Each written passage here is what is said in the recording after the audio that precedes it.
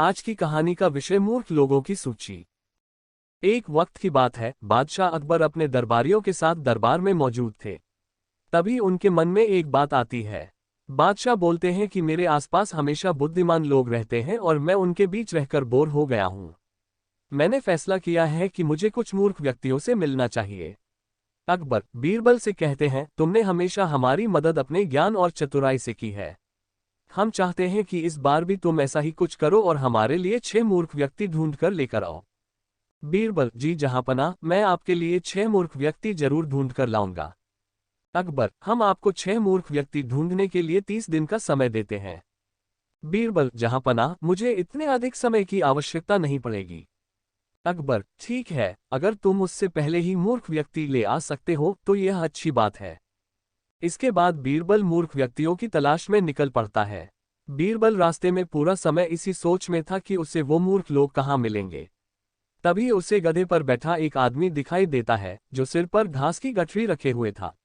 बीरबल ने तुरंत घोड़ा रोका और उससे उसकी पहचान पूछने लगा। बीरबल कौन हो तुम और ऐसे गधे पर बैठकर और घास अपने सिर पर लेकर क्यों जा रहे हो? व्यक्ति मैं रामू हूं और मेरा गधा कमजोर व थका हुआ है, इसलिए गधे का बोझ कम करने के लिए मैंने घास की गठरी अपने सिर पर रखी है।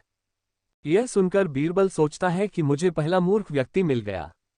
फिर बीरबल उससे कहता है कि तुम जानवरों के बारे में इतना सोचते हो, इसलिए मैं तुम्हें बादशाह अकबर से इनाम दिलवाऊंगा। यह कहकर बीरबल उस व्यक्ति को अपने साथ चलने के लिए कहता है। इनाम की बात सुनकर रामू बीरबल के साथ हो लेता है। बीरबल और रामू कुछ दूर चले ही थे कि बीरबल को 2 व्यक्ति आपस में लड़ाई करते हुए दिखाई दिए। बीरबल उन दोनों व्यक्तियों को लड़ने से रोकता है और उनसे पूछता है कि तुम दोनों कौन हो और किस बात के लिए लड़ रहे हो? पहला व्यक्ति जनाब मेरा नाम चंदू है। दूसरा व्यक्ति और मेरा मंगू है। मंगू जनाब मुझे चंदू कहता है कि इसके पास शेर है जिसे वो मेरी गाय के शिकार के लिए चुनेगा। चंदू हाँ मैं ऐसा ही करूंगा और मुझे बहुत मजा भी आने वाला है। बीरबल कहाँ है तुम लोगों की गाय और शेर? मंगू जनाब जब भगवान हमें वरदान देने आएंगे तो मैं उनसे गाय मांगूंगा और चंदू शेर मांगेगा, जिसे यह मेरी गाय पर छोड़ने की बात कर रहा है। बीरबल अच्छा यह बात है। उनकी बातें सुनकर बीरबल समझ गया कि उन्हें 2 और मूर्ख व्यक्ति मिल गए हैं। बीरबल इनाम की बात कहकर उन्हें भी अपने साथ ले लेता है। उन तीनों को लेकर बीरबल अपने घर पहुंचता है और फिर सोचने लगता है कि बाकी के मूर्ख व्यक्ति कहां से ढूंढ कर लाऊं।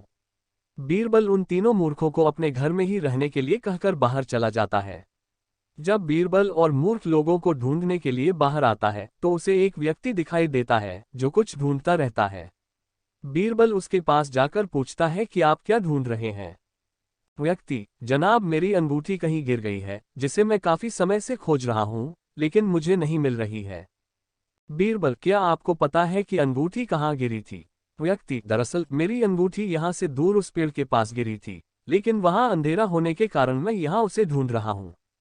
बीरबल अच्छा यह बात है, आप कल हमारे साथ बादशाह के दरबार में चलो, मैं बादशाह अकबर से आपको दूसरी अंगूठी देने के लिए कहूंगा। व्यक्ति अच्छा ठीक है फिर खुश होकर अगले दिन सुबह बीरबल दरबार में उन चारों मूर्खों को लेकर पहुंचता है। बीरबल बादशाह अकबर मैं आपके कहे अनुसार मूर्ख व्यक्तियों को ढूंढ कर ले आया हूं। अकबर बीरबल तुमने तो एक ही दिन में मूर्ख व्यक्ति ढूंढ लिए, क्या हमारे राज्य में मूर्खों की संख्या अधिक है और तुम यकीन के साथ कैसे कह सकते हो कि ये व्यक्ति मूर्ख है? बीरबल ने बादशाह से सारी बातें बताई। फिर अकबर कहते हैं कि ये तो केवल 4 ही लोग हैं, बाकी के 2 मूर्ख कहाँ हैं? बीरबल जहांपनाह यहाँ पर 6 मूर्ख व्यक्ति हैं। अकबर यहाँ कहाँ हैं और कौन है, हमें भी बताओ। बीरबल जहांपनाह एक तो मैं स्वयं हूँ। अकबर तुम मूर्ख कैसे हुए? बीरबल मैं इसलिए मूर्ख हूँ क्योंकि मैं इन मूर्खों को खोज कर लाया। अकबर फिर अकबर हंसने लगता है और कहता है कि मैं समझ गया कि दूसरा मूर्ख कौन है, पर मैं तुमसे सुनना चाहता हूँ। बीरबल दूसरे आप हैं जहांपनाह, जो आपने मुझे मूर्ख व्यक्तियों को लाने के लिए कहा। बीरबल की बातें सुनकर अकबर उसकी प्रशंसा करने लगते हैं और कहते हैं कि बीरबल के पास हर सवाल का जवाब होता है। इस कहानी से हमें ये सीख मिलती है, दिमाग और चतुराई से हर मुश्किल काम आसान हो सकता है, लेकिन ऐसे कामों में अपना कीमती समय व्यर्थ नहीं करना चाहिए जिसका कोई मतलब न हो।